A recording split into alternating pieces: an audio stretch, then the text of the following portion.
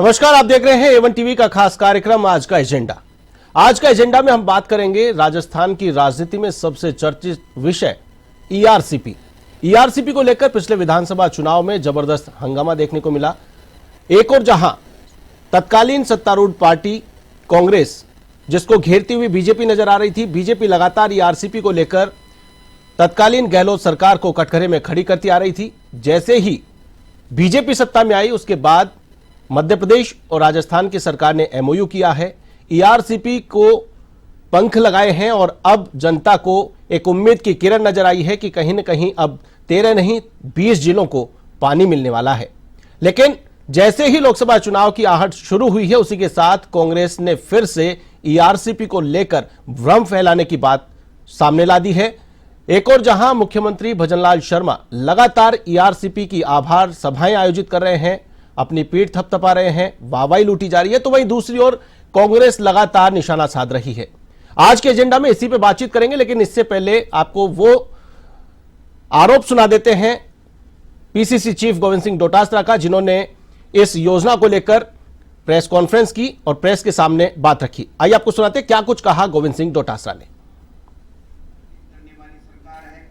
ये केवल भ्रमण करने वाली सरकार है, ये केवल औचक निरीक्षण करने वाली सरकार है, ये झूठ पे झूठ बोल करके अपने झूठ को सत्य साबित करने का कुप्रयास करने वाली सरकार है, ये राजस्थान के हितों के साथ में कुठाराघात करने वाली सरकार है। और आज जो कुमाराम लिफ्ट परियोजना का पानी जो हमारी सरकार के समय पूरी डीपीआर बन गई, सारा काम हो गया, सैंक्शन जारी हो गई और हमारे नीम का थाना में एमएलए साहब के नेतृत्व में वहां के लोग धरना दे रहे हैं, धरने पे बैठे हैं काफी दिनों से कि हमारा सारा काम हो गया, पैसा रिलीज हो गया, पानी का शेयर तय हो गया। उस काम को आप नहीं कर करके और इस तरीके से ये आभार यात्रा निकाल करके एक हरियाणा से गुमनाम समझौता करके आपने क्या हितों को बेचा है और आप नुकसान करके राजस्थान के हितों का और फिर भी वोट लेने की बात कर रहे हैं और ये कर रहे हैं कि हमने वाई लूटने की चेष्टा कर रहे हैं कि हमने पता नहीं कितना बड़ा तीर मार दिया।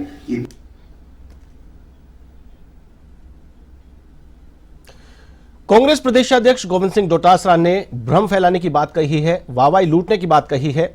आज के एजेंडा में इसी पर चर्चा करेंगे और उस पर चर्चा करने के लिए मेरे साथ स्टूडियो में दो मेहमान हैं। बीजेपी के प्रवक्ता लक्ष्मीकांत पारेख जी, आपका बहुत बहुत स्वागत है। साथ ही मेरे साथ कांग्रेस प्रवक्ता भरत मेघवाल जी हैं। भरत जी, आपका भी बहुत बहुत स्वागत है। सबसे पहले लक्ष्मीकांत जी, आपसे जानना चाहूंगा, कांग्रेस लगातार आरोप लगा रही है कि भ्रम फैलाया जा रहा है, झूठ पे झूठ बोला जा रहा है और जनता को कहीं भी इस योजना का लाभ मिलता नजर नहीं आ रहा है, विरोध देखने को मिल रहा है, क्या कहेंगे? आशीष जी, आपने सुना होगा खिस्सा ने बिल्ली खम्बा नोचे, ये कहावत शायद राजस्थान के कांग्रेस के प्रदेशाध्यक्ष गोविंद सिंह डोटासरा पर लागू होती है। जिस प्रकार से शासन नहीं आने के बाद बोराए और पगलाए की तरह घूम रहे हैं माननीय डोटासरा साहब, जिस प्रकार की बयानबाजी लगातार कर रहे हैं, मैं समझता हूँ जिस प्रकार की अनुचित बयानबाजी भी कर रहे हैं, उसे राजस्थान की जनता को लगता है कि वे दिग्भ्रमित खुद हो चुके हैं। दिग्भ्रमित करने का प्रयास राजस्थान जनता को कर रहे हैं। जब आपके पास सत्ता की चाबी थी तो आप कुछ कर नहीं पाए। आज भारतीय जनता पार्टी के शासन आने के बाद 100 दिन की कार्य योजना के पहले चरण में माननीय मुख्यमंत्री जी भजनलाल जी जिस प्रकार से ईआरसीपी को एक बड़ा कदम उठाया है और साथ ही यमुना जल संसाधन को बड़ा कदम उठाया, उससे कांग्रेस के अंदर बौखलाहट आ गई है। माननीय प्रदेश अध्यक्ष जी को, कांग्रेस के प्रदेश अध्यक्ष डोटासरा जी को शायद पच नहीं रहा कि राजस्थान की जनता के 20 जिलों को कैसे पानी पहुंच जाएगा।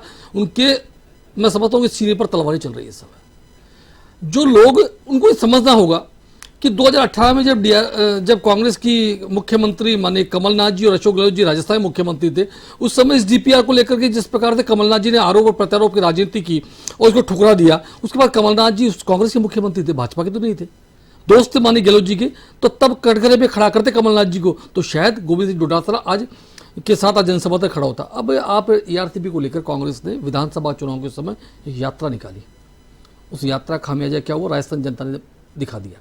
अब आप माननीय मुख्यमंत्री जी जब आभार यात्रा व्यक्त कर रहे हैं, आभार व्यक्त कर रहे हैं, माननीय मुख्यमंत्री जी का जगह जगह स्वागत हो रहा है। राजस्थान की जनता इस भागीरथी प्रयास के लिए, इस राजस्थान के भागीरथ भजनलाल जी शर्मा का आभार व्यक्त कर रही है, भीड़ उमड़ रही है, तो उससे कांग्रेस को लोग लग रहा है कि लोकसभा में इस बार फिर से भारतीय जनता पार्टी राजस्थान 25 सीटें लेके जाने वाली है। भरत जी, क्या कहेंगे? जिस प्रकार से लक्ष्मीकांत जी का कहना है कि 25 की 25 सीटें जाने वाली है और जो आरोप आप लगा रहे हैं वो बेबुनियाद है, उन आरोपों में कोई दम नहीं है और सरकार बीजेपी की बनी है, डबल इंजन की सरकार ने जो कहा था वो करके दिखाया, क्या कहेंगे? देखिए, लोकतंत्र में सबसे बड़ी चीज होती है विपक्ष, और विपक्ष की भी सबसे बड़ी भूमिका होती है कि वह समय समय पर सत्ता को जागरूक करती रहे और जनता के बीच में सत्य को ले जाए। माननीय प्रदेश अध्यक्ष जी ने कल जो पीसी करी वो दो चीज़ों पे की, ईआरसीपी, लेकिन उसमें सबसे जरूरी चीज़ थी वो थी यमुना जल समझौता। पहले ईआरसीपी पे बात करते हैं। देखिए, 2003 में जब मध्य प्रदेश के अंदर समझौता हुआ था ईआरसीपी के मुद्दे को लेकर, माननीय वसुंधरा राजे जी जो खुद भारतीय जनता पार्टी की मुख्यमंत्री थी, उस समय जो नियम और शर्तें रखी गई थी उन्हीं नियम शर्तों के अधीन 2017 के अंदर डीपीआर बनाई गई। और 2018 में जब यहाँ पर चुनाव थे उस समय भी आपने देखा कि माननीय प्रधानमंत्री जी ने जयपुर और अजमेर में राष्ट्रीय परियोजना घोषित करने की बात कही, लेकिन उसके बाद जैसे ही राजस्थान में कांग्रेस की सत्ता आती है, इनका सत्ता बदलती है, तो ये वही राजनीति करने के चक्कर में ईआरसीपी को राष्ट्रीय परियोजना घोषित नहीं करते हैं। पूर्वी राजस्थान से एक पूर्व सांसद महोदय जो अशोक गहलोत जी से मिलते हैं और उसके बाद माननीय पूर्व मुख्यमंत्री अशोक गहलोत जी ईआरसीपी के मुद्दे को उठाते हैं। राजस्थान में कांग्रेस की सरकार ने ईआरसीपी को विधानसभा में, पेपर में, सड़क पे, हर जगह उन मुद्दों को उठाया।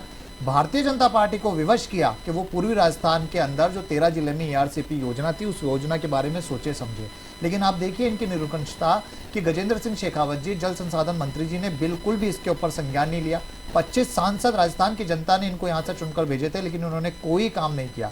हमने 1400 करोड़ का बजट प्रावधान किया अलग अलग चरणों में, और ईसरदा बांध और उसके आगे भी हमने काम किया। लेकिन आप देखिए कि गजेंद्र सिंह शेखावत जी के वहां से एक लेटर आता है सीएस उषा शर्मा जी को, और ये कहा जाता है कि ईआरसी के ऊपर जो भी काम किया जा रहा है उसे तुरंत प्रभाव से रोक दिया जाए, वरना कानूनी कार्रवाई की जाएगी। तो इस तरह से इनका ये मानस था कि ईआरसीपी के मुद्दे को कांग्रेस की सरकार में रहते हुए काम न करने दिया जाए, क्योंकि अगर ईआरसीपी की योजना यहाँ धरातल पर लागू हो जाती उस समय तो कहीं ना कहीं कांग्रेस को वोटों का वहां पर फायदा होता। और जैसे ही सत्ता का परिवर्तन होता है, सत्ता परिवर्तन होने के बाद आप ये देखिए किस तरीके से ये जाकर एक नई नदियों को जोड़ने की परियोजना के नाम से ईआरसीपी को जोड़ते हैं। चलिए ठीक है, हमने प्रयास किया और आपने उस चीज को दबाव हमने बनाया, कांग्रेस की सरकार ने, कांग्रेस ने, तो आपको ईआरसीपी लानी पड़ी। लेकिन आज भी हम एक ये बात कहते हैं कि जो एमओयू आपने किया है, चाहे वो ईआरसीपी का हो चाहे वो यमुना जल समझौते का हो, उसको पब्लिक डोमेन में क्यों नहीं लेकर आते? क्यों नहीं बताते कि इसको राष्ट्रीय परियोजना घोषित की जाएगी या नहीं की जाएगी? इसमें कितना समय लगेगा, इसमें कितना बजट खर्च? जानकारी दी तो जा रही है। पहले 3510 एमसीएम पानी मिलना था और अब 3677। आप वर्बली जो चीजें बोल रहे हैं वो रिटर्न में क्यों नहीं दिखा रहे? आप पब्लिक डोमेन में दीजिए ना, आप दिखाइए लिखित में आपने क्या समझौता किया, हस्ताक्षर जिस पे आपने किए हैं। अगर आप बिल्कुल सत्य हैं, अगर आप बिल्कुल सही है, तो उस चीज को, दोनों चीजों को, एमओयू को आपको लाना चाहिए, चाहे वो यमुना जल समझौता हो चाहे वो ईआरसीपी हो। बिल्कुल। लक्ष्मीकांत जी क्या कहेंगे जिस प्रकार से आरोप लगाया जा रहा है कि आप ही के मंत्री, जो जल शक्ति मंत्री राजस्थान से आते हैं, जोधपुर से आते हैं, और उन्होंने तत्कालीन सीएस उषा शर्मा को पत्र लिखा और इस योजना को रोकने की बात कही? देखिए, इससे पहले मैं सब पहले आपको इस परियोजना के उद्गम पर देना चाहूँगा आशीष जी। 2004 में माननीय अटल बिहारी जी वाजपेयी जी की सरकार होती है, सरकार थी, माननीय अटल जी की सरकार थी, तो नदी जोड़ो अभियान 2003 में जी नदी जोड़ो अभियान के अंतर्गत माननीय सुरेश प्रभु जी की अध्यक्षता में कमेटी का गठन किया गया। और सुरेश प्रभु जी अध्यक्ष कमेटी ने 31 स्थान चयनित किए। उन 31 स्थानों में से एक स्थान वर्तमान में राजस्थान का, जहाँ पर ईआरसीपी में बात कर रहे वह स्थान भी था। और उस योजना को फलीभूत होती उससे पहले दुर्भाग्य से हिंदुस्तान से माननीय अटल जी की सरकार चली जाती है और माननीय मनमोहन सिंह की सरकार 2004 से लेकर 2014 तक, ये सबसे बड़ी बात होगी 10 वर्षों तक, जो आप मेरे फाजिल दोस्त अभी कह रहे थे, 10 वर्षों तो केंद्र में मनमोहन सिंह सरकार रहती है, माननीय गहलोत जी सरकार बीच में आती है, लेकिन ईआरसी पर एक कदम भी आगे नहीं बढ़ते जी। इन 10 वर्षों के बाद भारतीय जनता पार्टी सरकार बनने के बाद माननीय वसुंधरा जी राजस्थान मुख्यमंत्री बनती है।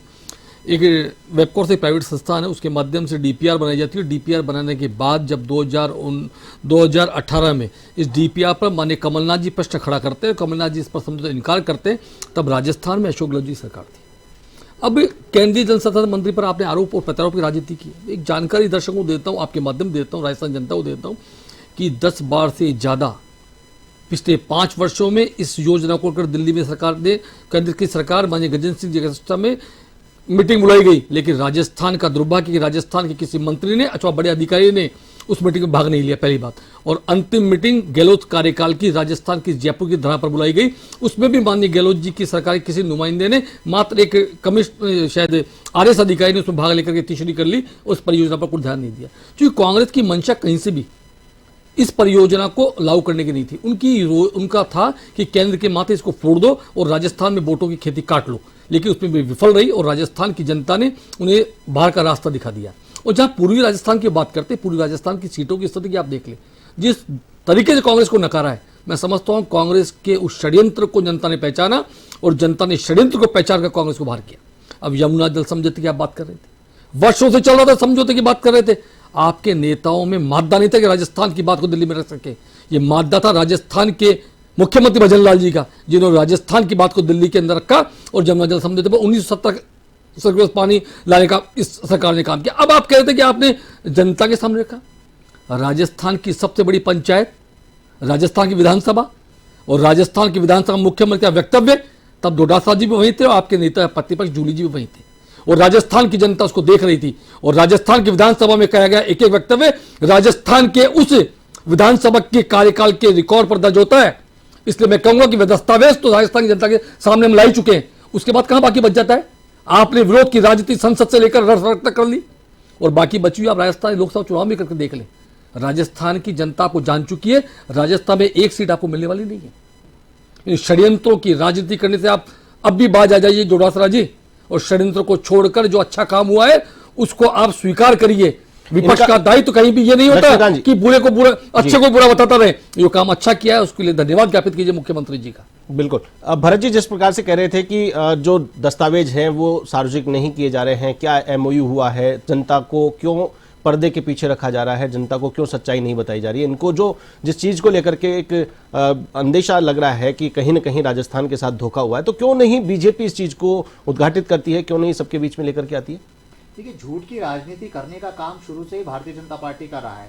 किस तरीके से भ्रामक प्रचार को जनता तक पहुंचाकर वाहवाही लूटने का काम भारतीय जनता पार्टी करती है, वो पिछले 9 वर्षों में हमने देखा है। इसी वजह से हमने कल पीसी की। अभी यमुना जल समझौते की बात कर रहे थे, तो मैं एक साधारण से शब्दों में राजस्थान की जनता को ये बताना चाहता हूँ कि सन 1994 में जब केंद्र में कांग्रेस की सरकार थी, 5 राज्यों के मध्य एक एमओयू हुआ जिसमें उत्तर प्रदेश, दिल्ली, हरियाणा, राजस्थान और हिमाचल प्रदेश था। यमुना का जल, जो कि राजस्थान के अंदर यमुना नदी नहीं बहती है, तो यमुना का जल जो सीकर शेखावटी का जो एरिया था वहां लाने की बात कही गई। उसके अंदर सिर्फ जो एमओयू हरियाणा से हमें एनओसी चाहिए थी, वो एनओसी सिर्फ इस बात की थी कि जो वहां पे बांध है, उस बांध का पानी शेखावटी जिले में किस तरह से लाया जाए, उसके लिए पाइपलाइन बिछाने के लिए या नहर बनाने के लिए, जो कि हरियाणा के राज्य में जो जमीन आती है उसकी एनओसी चाहिए थी। 2001 में प्रयास हुआ, 2003 में प्रयास हुआ, 2017 के अंदर जब जनहित याचिका लगाई जाती है, तब हाईकोर्ट की फटकार के बाद जब उस समय नितिन गडकरी जी थे केंद्रीय जल शक्ति मंत्री, उन्होंने मीटिंग बुलाई 3 साल बाद और उन्होंने कहा कि जो आपने डीपीआर बनाई है उस डीपीआर में आप विजिट ही नहीं करे। 2017 में वसुंधरा राजे की सरकार में कामियां गिनाकर उन्होंने छोड़ दिया। हाईकोर्ट ने फिर फटकार लगाई, तब इन्होंने आगे उस पर कोई कार्रवाई की। 2018 में हमने जब 24,000 करोड़ की इन्होंने जो प्रोजेक्ट रिपोर्ट बनाई थी उसको संशोधित और सही तरीके से करके 2020 में माननीय अशोक गहलोत जी ने वो प्रोजेक्ट रिपोर्ट भेजी। अब आप ये देखिए ये क्या समझौता करके आते हैं कि वहां माननीय मुख्यमंत्री जी खट्टर जी, जो अभी ये विधानसभा की बड़ी बड़ी दुहाई दे रहे थे भाजपा प्रवक्ता जी, तो क्या मनोहर लाल खट्टर जी ने विधानसभा में जो बात कही कि 24,000 क्यूसेक पानी पहले हम रखेंगे, उसके बाद 15-20 दिन का जो अतिरिक्त पानी बरसात का आता है उसमें से भी 25% हम रखेंगे और उसके बाद हम राजस्थान की जनता को पानी देंगे। ये एमओयू नहीं हुआ था ओरिजिनल। जो ओरिजिनल एमओयू था उसमें सिर्फ और सिर्फ एनओसी की बात थी और ये बता नहीं रही है भारतीय जनता पार्टी। ये बड़ी बड़ी शाबाशी लेने का काम कर रही है, आभार लेने का काम कर रही है।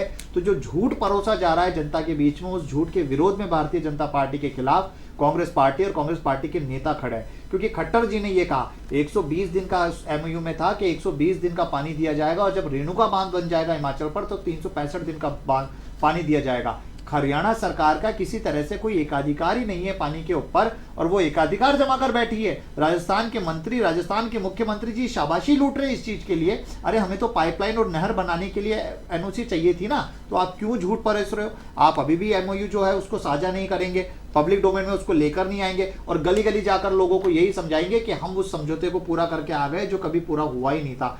यही आपत्ति है कांग्रेस की कि झूठा प्रसार जो भारतीय जनता पार्टी राजस्थान की जनता के बीच में कर रही है उसको रोकने का काम, उसको तोड़ने का काम हम करेंगे और जनता के सीकर शेखावटी बेल्ट के जो बिल्कुल ईआरसीपी को लेकर एक और जहां कांग्रेस का विरोध प्रदर्शन लगातार देखने को मिल रहा है, तो वहीं दूसरी ओर बीजेपी लगातार वाहवाही लूट रही है। बीजेपी प्रवक्ता लक्ष्मीकांत जी, आपसे जानना चाहेंगे, जिस प्रकार से अभी भरत जी ने कहा कि जो भ्रम फैलाया जा रहा है, जो कवर अप किया जा रहा है चुनाव से पहले कि जनता को केवल भ्रम में रख दो कि हमने एमओयू कर लिया है, एमओयू में क्या हुआ है क्या नहीं हुआ है, ये जनता को नहीं बताया गया है। मुझे लगता है कि माननीय डोटासरा की भाषा शायद आज कांग्रेस के प्रवक्ता हम पर बोल रहे हैं। क्योंकि भाजपा कांग्रेस पार्टी ने एक तय कर लिया कि झूठ पर झूठ और झूठ पर झूठ बोल रहा है। इस परियोजना 1971 से परियोजना चल रही थी राजस्थान में, उसके बाद लंबे समय तक कांग्रेस शासन सरकारें रही और आज तक इस यमुना जल समझौते कांग्रेस के लोगों ने एक शब्द भी राजस्थान की धरा पर बोला तो बता दें। ये डोडासा जी बड़ी लंबी लंबी बातें अभी कल पीसी में कर रहे थे। मैं चैलेंज देता हूँ, पिछले 5 वर्षों के कालखंड में डोडासा जी विधायक रहे, कांग्रेस पार्टी के प्रदेश अध्यक्ष रहे, मंत्री भी रहे, इन्होंने एक शब्द भी विधानसभा में यमुना जल समझौते को लेकर तो बोला तो बता दें। यमुना जल समझौते की बात भी की हो तो बता दें और राजस्थान की जनता भी जाकर बात की हो तो बता दें।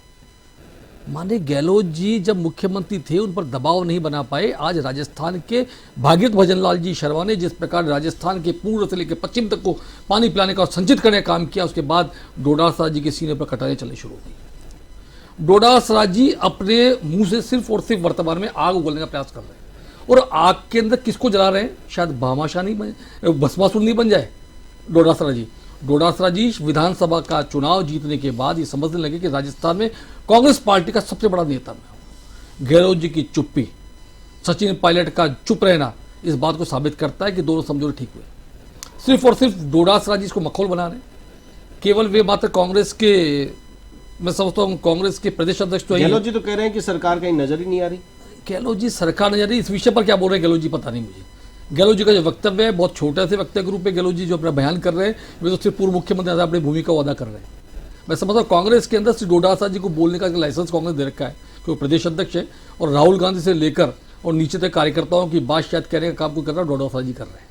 और जिस प्रकार कांग्रेस से खुद लोगों ने अपने आप में भ्रम पाल रखा है कांग्रेस वो आपकी बात ठीक है, बहुत बड़ी पार्टी मान लेते है। हैं आप जो कह रहे हैं कि वो चुप्पी साध रखे हैं, बोल रहे हैं, विपक्ष का काम है बोलना है, लेकिन वो एक चीज कह रहे हैं कि जो एमओयू किया गया है उस एमओयू को पब्लिक डोमेन में लाने में क्या दिक्कत है? पब्लिक को ये बताने में क्या दिक्कत है कि कौन सा पानी मिलेगा, कितना पानी मिलेगा, कब मिलेगा? माने जब इसकी आवश्यकता होगी निश्चित रूप से राजस्थान के जो अंचल है और राजस्थान जनता उसके सामने इसको बिल्कुल लाया जाएगा। कल बिल्कुल निश्चित रूप से कहा 1917 की उसको पानी देने का बात की। अब ये कहाँ से कौन से विधानसभा व्यक्तियों को लाकर यहाँ पेश करते हैं मुझे पता नहीं।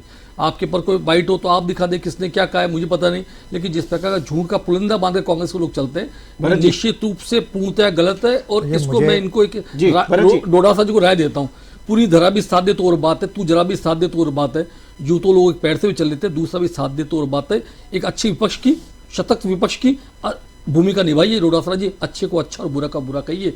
धन्यवाद कीजिए भजनलाल जी का जो राजस्थान की प्रयास किया। मुझे लगता है कि भारतीय जनता पार्टी की राजस्थान में सरकार है, सत्ताधारी पार्टी है और जब इस तरह के आरोप लगाए गए तो मुझे लगता है लक्ष्मीकांत जी को यहाँ बड़े बड़े भाषण देने से ज्यादा जरूरी था कि उस एमओयू की कॉपी लेकर आते और इस दर्शकों के बीच में लाकर उस एमओयू को दिखाते और अगर हमें झूठे थे तो हमें झूठ साबित करते। लेकिन आपने देखा इन लोगों ने करा नहीं। 2020 के अंदर प्रोजेक्ट रिपोर्ट बनी है, 2020 के अंदर प्रोजेक्ट रिपोर्ट बनी है, हाईकोर्ट के अंदर गए हैं, हाईकोर्ट के अंदर गए हैं और आप झूठ बोल रहे हैं। 2020 के अंदर 31,000 करोड़ की रिपोर्ट बनी है, प्रोजेक्ट रिपोर्ट बनी है, पब्लिक डोमेन में है, पब्लिक डोमेन के अंदर है, आप झूठ बोल रहे हैं और जनता को झूठ बोलकर बरगलाने का काम कर रहे हैं। आप यहाँ एमओयू लेकर आते, अगर आप सच होते तो एमओयू लेकर आते, लेकिन आप नहीं आएंगे।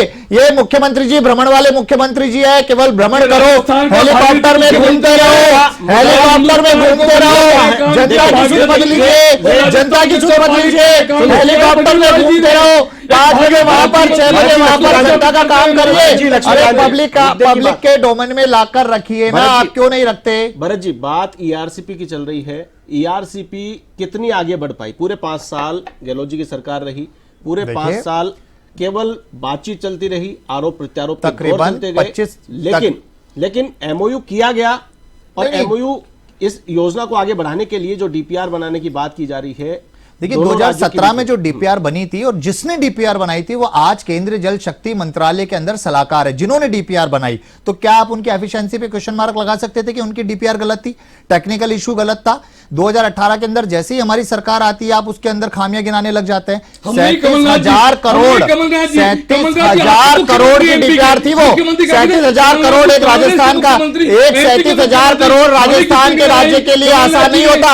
हमने 1400 करोड़ रुपए दिए, हमने 1400 करोड़ रुपए लगाया, आप इनसे पूछे इन्होंने मना क्यों किया? इन्होंने क्यों सीएस को बोला कि आप काम नहीं करेंगे? क्योंकि इनकी मंशा में खोट था। ये हर राज्य के अंदर विपक्षी सरकारों को काम करने से रोकते हैं। दिल्ली में आपने देखा किस तरीके से ट्रांसफर पोस्टिंग का माननीय सुप्रीम कोर्ट ने ऑर्डर दिया, इन्होंने ऑर्डिनेंस लाके उसको अलग कर दिया। ये हर राज्य में रोकते हैं, हर राज्य रोज में रोकते हैं। अरे देश के अंदर लोकतंत्र में हर पार्टी की भावनाओं को बोलना पड़ेगा। यहाँ पे सिर्फ व्यक्तिगत पार्टी नहीं चलती है।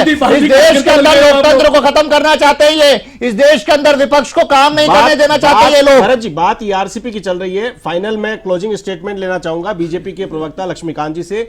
लक्ष्मीकांत जी, मान लेते हैं भरत जी के आरोप सारे झूठे हैं, मान लेते हैं भरत जी आरोप लगा रहे हैं, विपक्ष में हैं, लेकिन आप सत्ता में हैं, आपकी पार्टी सत्ता में है, जनता जानना चाहती है ईआरसीपी योजना आपने जो एमओयू किया है कब तक ये धरातल पे आ जाएगी, कब तक जनता को आप पानी पिला देंगे, कब तक किसानों को सिंचाई का पानी उपलब्ध करा देंगे? देखिए, राजस्थान के मुख्यमंत्री ने विषय पर पूरा वक्तव्य राजस्थान की सबसे बड़ी पंचायत में दे दिया है। उसके बाद मुझे नहीं लगता कि मुझे कोई वक्तव्य इसमें देने की आवश्यकता है। और राजस्थान की जनता ने और राजस्थान के प्रतिपक्ष ने और पक्ष ने सब ने उनकी डिबेट को सुना है। उन्होंने संपूर्ण रूप से संपूर्ण 2 घंटे तक इस पर प्रकाश डाल दिया। उसके बाद शायद काफी कुछ बनता। सरकार में कागज चलते, भाषण नहीं चलते। कहीं यहाँ पर ये सरकार में कागज चलते हैं, भाषण नहीं चलते। चुनाव से पहले ये इनको शायद जानकारी नहीं है जो विधानसभा कहा जाता है, एक एक पॉइंट नोट होता है, एक पॉइंट पे काम होता है। पहले सबसे बड़ी पंचायत के अंदर बहस होती है, वहीं से विषय निकलता है, उसका विधानसभा से होता है, आपके घर से नहीं होता, किसी के कार्यालय नहीं है। विधानसभा में लिखे हुए मिनट एमओयू नहीं होते। विधानसभा में बहुत विधानसभा के एमओयू में शामिल होती है, आपको पता ही नहीं है, जानकारी नहीं है आपके पास। एमओयू लेकर आइए आप, एमओयू को छुपाए में बैठे हो आप, पब्लिक डोमेन में लेके आइए ना एग्रीमेंट। फिर अच्छी लगती है आपकी घबराहट, अच्छी लगती है आपकी बौखलाहट, अच्छी लगती है आपकी झूठ। राशन जब देख रही है लक्ष्मीकांत जी, रोकना चाहूंगा का काम कर रहे हैं। समय की पाबंदी घबराहट और बौखलाहट आपको रोकना चाहूंगा। भरत जी रोकना चाहूंगा, समय की पाबंदी है। दोनों प्रवक्ता आप हमारे साथ यहाँ स्टूडियो में इस डिबेट में शामिल हुए, ईआरसीपी पे अपनी बातचीत रखी और उम्मीद करते हैं कि जनता को बीजेपी की डबल इंजन की सरकार राजस्थान में भजनलाल सरकार और साथ में मोदी सरकार जिस कदम को इन्होंने आगे बढ़ाया है उस कदम का फायदा पूरी प्रदेश की जनता को मिल पाए, 13 नहीं 20 जिलों को यह पानी मिल पाए। उम्मीद करते हैं कि ईआरसीपी को लेकर के जो एमओयू किए गए हैं वो धरातल पे उतरे और ये इस योजना का जो कार्य है वो गति पकड़े। आज का एजेंडा में फिलहाल के लिए बस इतना ही। मुझे दीजिए इजाजत, नमस्कार।